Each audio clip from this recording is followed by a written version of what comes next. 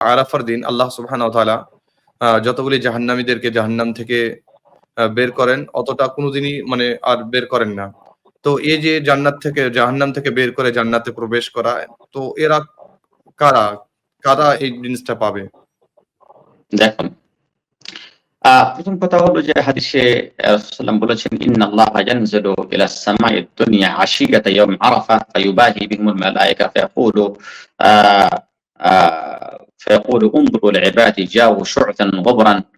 আল্লাহ নবী বলেছেন, যখন আরাফার দিনে সন্ধ্যা হয়, আল্লাহ রাব্বুল আলামিন এই আকাশে, আসমানে আকাশে নিচে অবতরণ করেন এবং ফেরেশতাদেরকে বলেন যে, হে ফেরেশতারা, তোমরা দেখো যে আমার বান্দারা উস্কো খুস্কো চুল নিয়ে, ধোলা ধূসর নিয়ে তারা কি কারণে এখানে এসেছেন?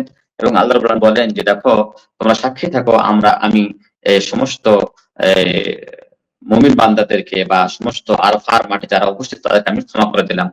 তারা ওরাই যারা আল্লাহর প্রিয় বান্দা, যারা নেক আমল করে, যারা সৎ আমল করে, যারা আল্লাহর প্রতি বিশ্বাস রাখে, যারা আল্লাহর রাসূলে বিশ্বাস রাখে, আরকান ঈমানের বিশ্বাস রাখে, আল্লাহ রাব্বুল আলামিন ইসলামের প্রতি ঈমান আনে এবং আল্লাহকে বিশ্বাস করে, তাদেরই জন্য, যারা নেক সালেহ, তাদেরকে আল্লাহ রাব্বুল আলামিন ক্ষমা করেন, তারাই হয় জান্নাতি।